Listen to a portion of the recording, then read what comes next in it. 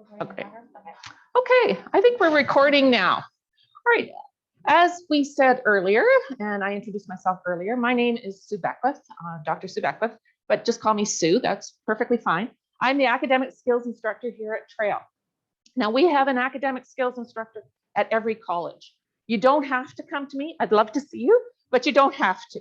So if you happen to be out on campus and you want to visit one of the instructors out there, perfectly fine to do so, okay?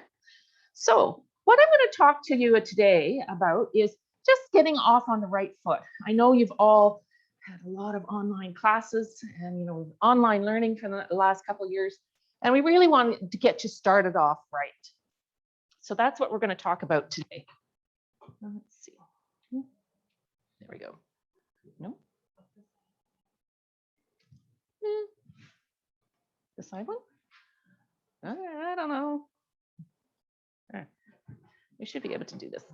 Okay, now the big message that I want to project here today is that you folks are all good students. You've all done well in high school, otherwise you wouldn't be here. So I know you're good students. I know you have a lot of good skills. The thing is about university, there's a lot of differences between university and high school. And one of them is you'll be getting a lot of lectures like this one here today. So people standing up at the front and you sort of experiencing and listening and taking notes. And that may be a very different experience from what you're used to as a high school student. Probably a little bit more distant as a university student than a high school student. So make sure that you're open to new experiences, open to new ways of thinking, open to new ways of doing things, because it is a different experience for sure, okay? And learn from your experiences. I always say, it's always good to spend some time to reflect. You know what? I've got 3 or 4 weeks into the semester. How am I doing? How is this where I want to be at this point in time? Should I change my strategies? So I get a lot of students coming into my office at that point in time, sort of like 3 or 4 weeks in, and say, "Oh my gosh, this wasn't what I expected." But be open to that, and change the way you're doing things. There's always that ability to change and just reflect on what you've been doing, how you're doing, and then make some changes as you go, sort of on the fly. Now, the basic things that I want to talk about here today is reading, listening, and reviewing. Like we all read, right? Because otherwise you wouldn't be here. But reading at university is very different than sitting down and reading a novel. So I'll talk a little bit about that just briefly. And then this idea of listening at lectures and taking notes and how to do that sort of thing. And the idea of reviewing. It is so, so important to do that reviewing continuously throughout the semester, because eventually you're going to get to exams, okay? Finally, we're going to talk about an activity, and we're going to discover your syllabus. And the syllabus is one of the most important documents that you should be looking at for every course all semester long. And I see somebody nodding over here, so they may already know about a syllabus. So we want to make sure that if we're spending time reading, we're getting the most out of that time. We don't want to spend a whole lot of time reading and then get nothing out of it. We want to learn from that reading. And one of the big things is managing time. At university, you have your class schedule set out for you. You might have your seminars or your labs set out for you. Well, you actually have a lot of free time, unscheduled time, I should say, that you can use as a student to do all these other assignments and readings and various other things. So managing that time is a very, very key element to the success at university. Make sure you schedule into your day time for doing this reading. Did you know that most courses, they have readings that might take about 5 to 10 hours per course per week? So if you're taking 5 courses, that's 25 hours of reading a week. That's a lot of reading. So you do have to schedule that into your time. Now, when I say, oh, a course might have 5 hours of reading, I would not sit down and read for 5 straight hours and think, oh my God, now I've finished. That would just blow my brain away to spend 5 hours straight reading. You can do that with a novel perhaps, but not with a journal article, a peer-reviewed journal article. So break your reading times into small, tiny pieces and segments. So for instance, I would sit down, read for say 25 minutes, then take a 5 to 10 minute break, then go back at it, another 25 minutes. But that break is so important. I'm struggling with my mask here. Keep it on. Talking and having a mask on. But getting back to it, the breaks are very, very important because it sort of lets your brain relax a little bit. It's sort of like when you're at the gym, you work really hard, you do your reps and then you break. It's the same sort of thing. Your brain needs that little bit of a break between each segment of the reading time. We recommend that you do your readings before you go to lectures, okay? This strategy allows you to have an understanding about what the lecturer is going to say, and then you can actually listen much more deeply and much more carefully at a lecture, okay? Now I say here, read actively, and that means don't just sort of sit there and let the words pass on the page and let your eyes go zooming, zooming, zooming. That is not a very active reading strategy. You might not get very much out of it.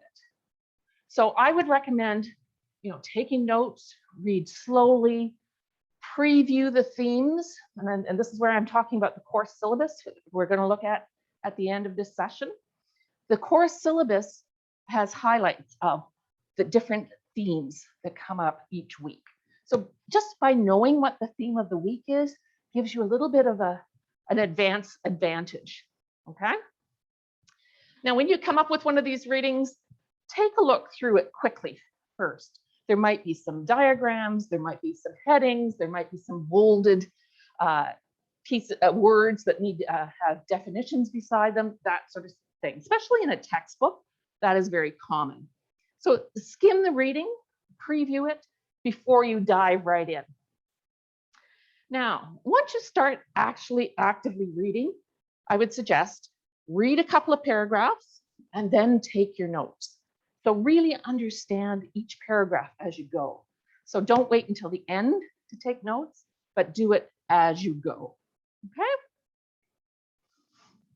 Now, finally, we get to this idea of reflecting and reviewing, and this is absolutely key to really understanding your readings. So just think in your mind after you finish the reading, what is the main point? What is the main message that's coming across here? How does it connect with the course and the themes of the course? Textbooks are great. A lot of you are first-year students. The textbooks have a lot of online textbook tools, and I would take advantage of those. Even if you have hard copies of the textbook, you have access to the online tools, okay? So there could be some practice quizzes, there could be some true and false, there could be some multiple choice questions. So you've done your reading, you've taken your notes, now spend a bit of time using these textbook tools just to reinforce all of this information in your brain. Because every time that you reinforce it, it just helps you remember it a little bit more, okay? So make sure you check these companion websites. It's quite often there's some practice questions at the end of each chapter as well, but the companion websites I find are really, really helpful. Okay, let's talk about learning from lectures. Again, probably a foreign concept to you, especially if you've been learning online at home for the last year and a half. So learning in a lecture hall with 300 other students is a different experience. So what would I do before I went to one of those lectures? I'd go back and I'd look at that syllabus one more time. The syllabus that we're going to look at the end of this session here today. We're going to look at that syllabus and find out what the theme of the week is, okay? Make sure you get all your tech ready. If you're taking notes digitally, make sure you've got your computer all charged up and all that sort of thing. Make sure you've got all everything that you need for the lecture. If there's any notes, a lot of professors actually post PowerPoint slides like this. You might want to take a look through these. You might want to download them onto your computer, or you might want to print them off. Some students like to use the PowerPoint slides and then just sort of make notes as they go, as they progress through the lecture. The PowerPoint slides probably will only have a few words on it like this, okay? It is not sufficient just to know those few words. You need to hear the explanation behind the words. A lot of students take notes still by pen and paper. And the research actually shows that pen and paper is one way of actually cementing information into your brain, much more so than doing it digitally. It's a choice that you have to make, whether you want to go digital or paper, but the research does show that actually handwriting notes is a way to really cement information into your brain. So make sure, of course, if you're going to do them by hand, you have to have your pen and your notebook with you. Now, when you're actually in the lecture, listening to the lecturer, you don't need to spend the whole time sitting there writing frantically, okay? That's what I call transcribing. Basically, you're taking the person's voice, what they're saying, and just literally writing as fast as you possibly can. I would suggest, spending about 50% of the time listening to what the person's saying, and then about 50% of the time writing. And this, again, is what we call active listening. Sort of like active reading, this is active listening. So you think about what is said, especially if you've already done those readings. You don't need to rewrite everything that you've already written for your reading notes. Just think about what's being said and highlight the important pieces that are coming through. This point about bringing wandering attention back to the instructor. Get another chair back there. Perfect. Yep. This is an important thing to do because sometimes, you can have your attention wander off into the distance. You get distracted. You think about something else. You could be using your phone, whatever. Bring your attention back to the lecture because that is what you're here for. You're here to learn this information. And that's how you're going to do it, by paying attention to the lecture. Minimize distractions. I remember sitting in Wenjack Theatre. I did 2 undergraduate degrees and a master's degree here at Trent. So I'm very familiar with Trent.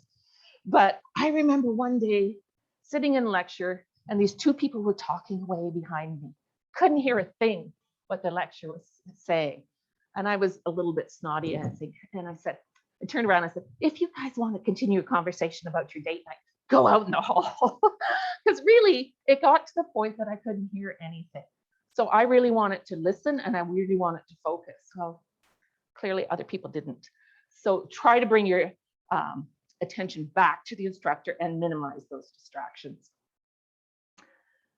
Now we get to the point of reviewing and summarizing. I've got a ton of different ways of doing this. You can certainly see it on our Academic Skills website, or you can come and have a Zoom appointment with me and we can discuss these things. But a couple of really good points is review the notes within about 24 hours of that lecture. It's, again, one more layer of cementing information into your brain. And that 24-hour window seems to be the time that you need to do a bit of a refresher. You've written your reading notes, you've got your notes from lecture, read them over quickly, take 10 minutes, but again, helps to cement them into your brain. So you can spend a little bit of time summarizing that lecture, maybe 5 lines. What is that lecture all about? What were the main points of that lecture? Review any slides that came up that were posted. And then you could do this sort of a comparison of the reading and lecture notes. A great way to really get a full understanding of that lecture, okay? Now we get to the point of really consolidating that learning. You've done all the readings, you've gone to the lecture, you've taken notes, you've done a quick review. Let's consolidate it so you really have a full understanding of what's going on. And here are some of my long list of review strategies. And some of them you may be very familiar with, some of them might be new to you. My number 1, and I put it at the top of the list, is study charts. I love charts. So study charts, and I'm not sure if I have an example here. No, I don't. But study charts are a great way to sort of organize information, get different columns, different content in a chart, and then you've got it all laid out in front of you. A great tool when you get to the midterm exam. If you've got one of these study charts for each of the weeks coming up to the midterm, guess what? You've got study notes already made. Other ways of doing it, flashcards is a very typical way of doing these things, especially if there's a lot of definitional stuff. Say if you're taking anatomy or something like that, a great tool in anatomy. Mnemonics, that's where you develop little rhymes to remember a lot of different things. Like for instance, all the bones in your wrist, never lift Tilly's pants, mother might come home. That tells us all the bones in your wrist, believe it or not. That's a mnemonic. Again, a great thing if you're taking anatomy. Practice questions. If you're in accounting and math, physics, all of those things, they will have tons of practice questions. So do those as much as you can. Just going down the list, study groups are a great tool, a great way to help each other. You can sort of assign a specific concept or a specific topic to each student, and then they have to teach it to everybody else. And if you teach that concept to someone else, it is, again, a very useful way of really understanding those concepts. I like this last one too. Explain a concept to your 10-year-old brother, your little brother.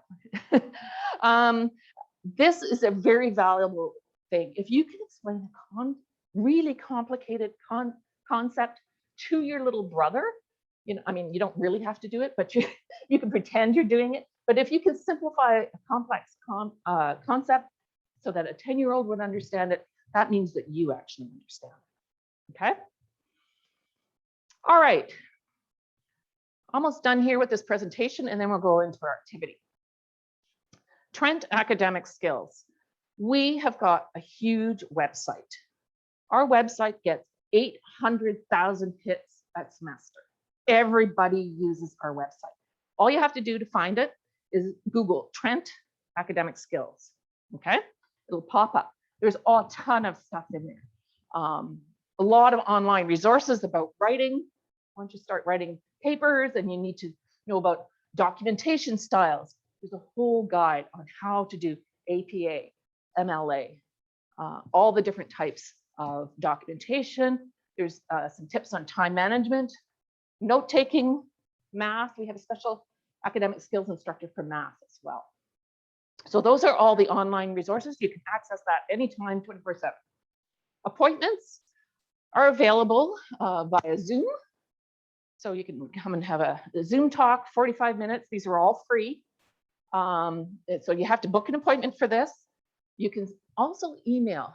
So for instance, if you've done you're halfway through a paper, you're not sure where it's going, you're having some difficulties, book an appointment, email me the paper, I make comments, and then I send it back to you. Okay? In-person appointments are available, but you have to call the college office in order to organize those. So if you really feel like Zoom's not working for me, and I really want to talk to a person face-to-face, then phone the college office and they will organize an appointment with me or with one of the other academic skills instructors. But really, this is a tool that absolutely everybody at the university uses, and it's a very valuable tool. Okay, what I'm going to do is I'm going to ask my assistants here to help hand out some things. Has everybody downloaded the Blackboard app onto their phone? There's a phone version of the Blackboard app. So are you going to be pulling a syllabus up on the screen? Because I was going to offer to pull up one of mine just so you know where to look. Yeah, that's a good idea. Okay, yeah. I haven't actually, I didn't know I was going to have the screen here. So yes, everybody, first off, Trent Blackboard app on your phone.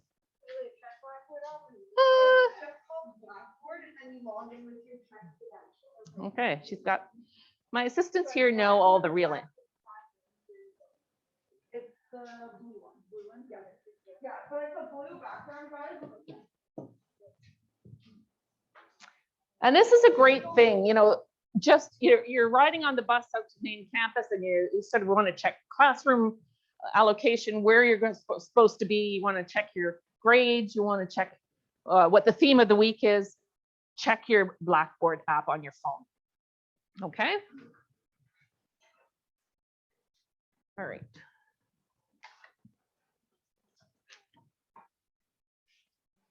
Oh, you distributed the pens. Great. As far as they went. All right.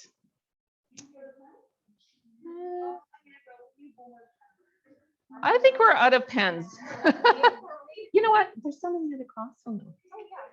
If there's no. Yep.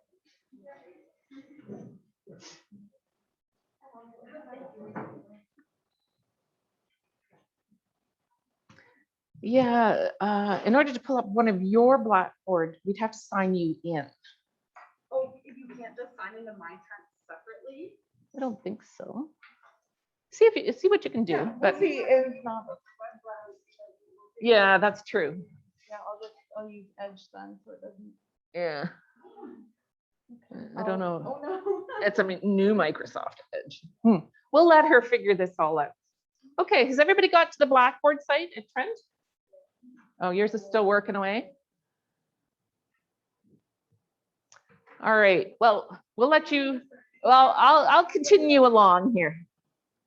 Okay, so once everybody's got to the Trent Blackboard site, you should be able to go to a tab that says Courses or My Courses, and all your courses are going to be listed. I want you to go and click on one of your courses. Anyone, doesn't matter. They're all the course syllabus. So what we're trying to do here today is find a course syllabus and find out some information from this course syllabus. There we go.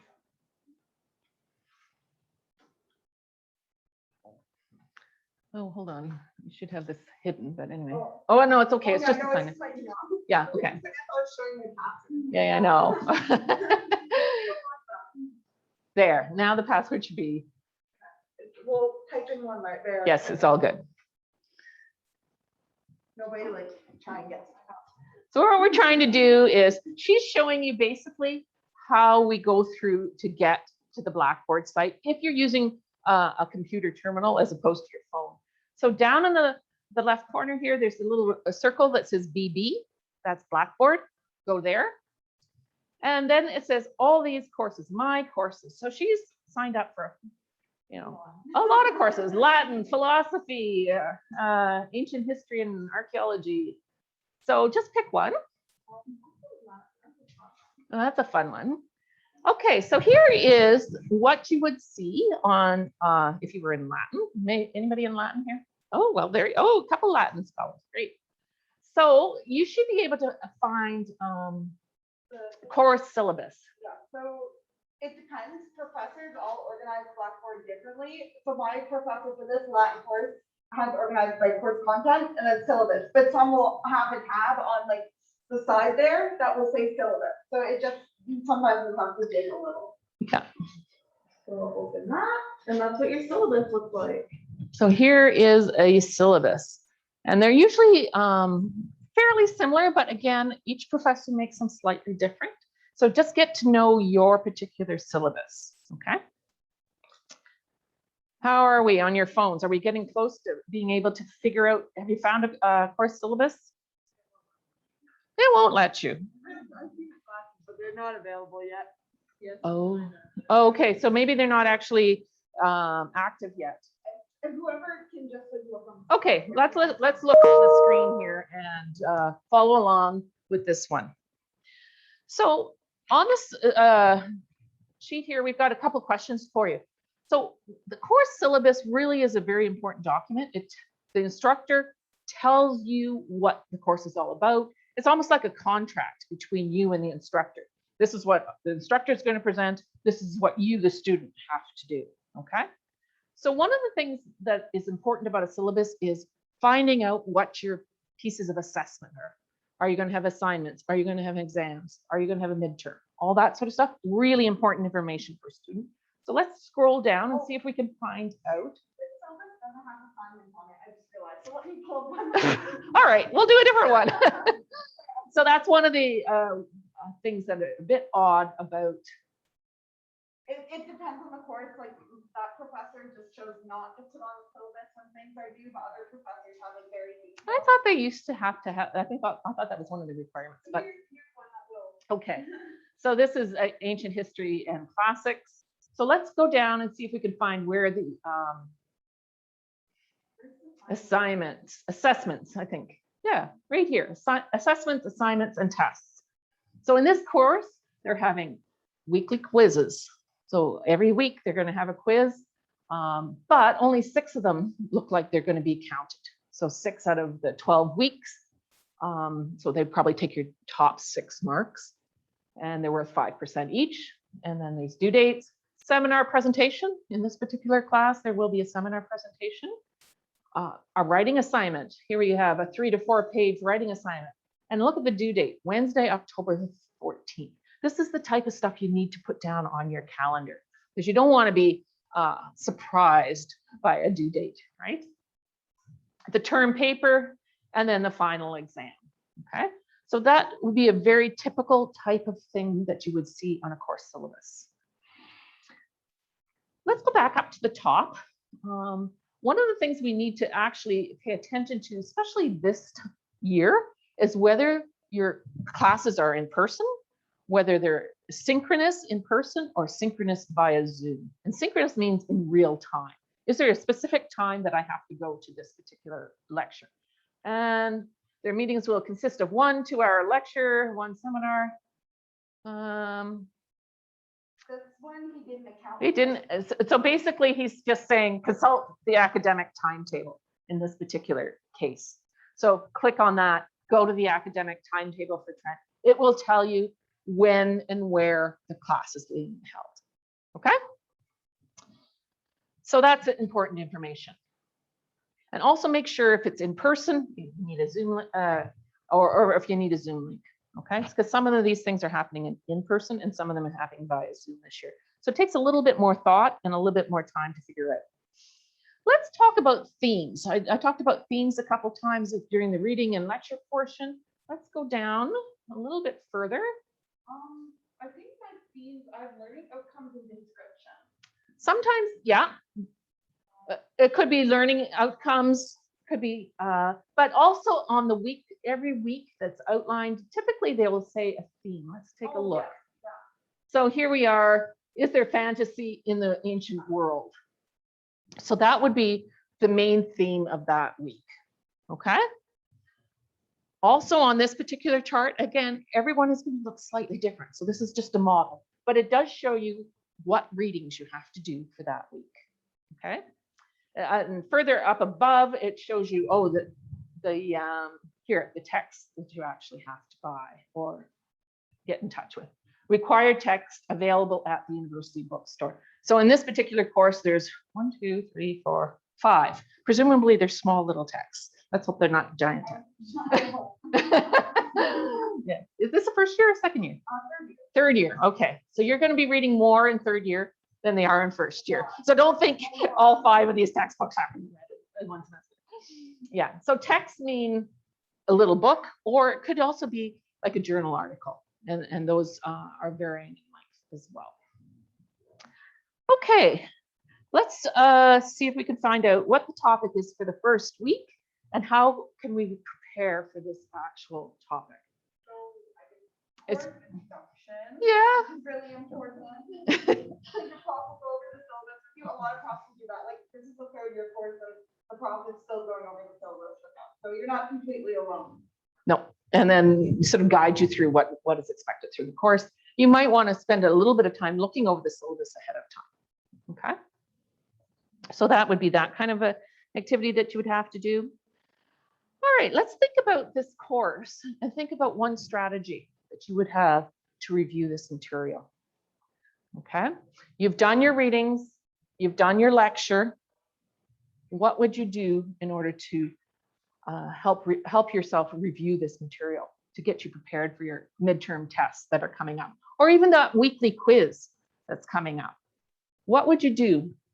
I'm going to throw this out to all of you. What would you do as a strategy to think about how to review for this test?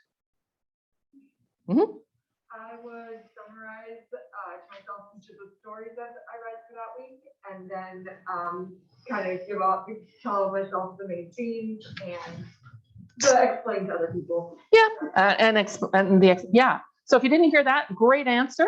She would summarize the main ideas from the different stories from the different readings that she had done or the lectures. she would spend some time explaining any of the concepts or ideas to somebody else. Great strategies. Anybody else got some strategies that they might use? I can throw them in my- Sure, absolutely. I'd love it. So, one really important thing before you even studying is read what the quiz is going to be. So if you see here, he's saying there's short answers, you know, like could be paragraphs or one sentence. There's like plot summaries. There's a long answer question. So it's really important that you read what's going to be on the quiz. So if you know it's going to be like a fill in the blank, you can go through and have cue cards that have like definitions and stuff like that. So that's just, it's more of like a hint, but definitely like look at what's going to be on the quiz before you decide how you're going to study. Excellent. Yep. Because you're right, there's different study strategies based on what are the requirements. If you're having a long essay type of final exam, maybe the cue cards is the best approach. A study chart may be something that would be really, really helpful. Okay. All right. Any questions or concerns about the syllabus? It's something that you should return to every week, all throughout the semester. Okay. Put down on your time management, if you make some sort of a time chart or something like that, put down those due dates so you're not surprised by all this, these quizzes and so forth, the tests that are coming up. But make sure you have a review of that syllabus every single week. Okay, any questions, concerns? All right, well, take this with you. The QR code down here takes us to a really great page on our academic skills site, and it's very useful to help you with various things. So don't forget, come and see me, book an appointment, and good luck with your semester. Okay, take care. Absolutely. Stop recording? Yes, stop recording.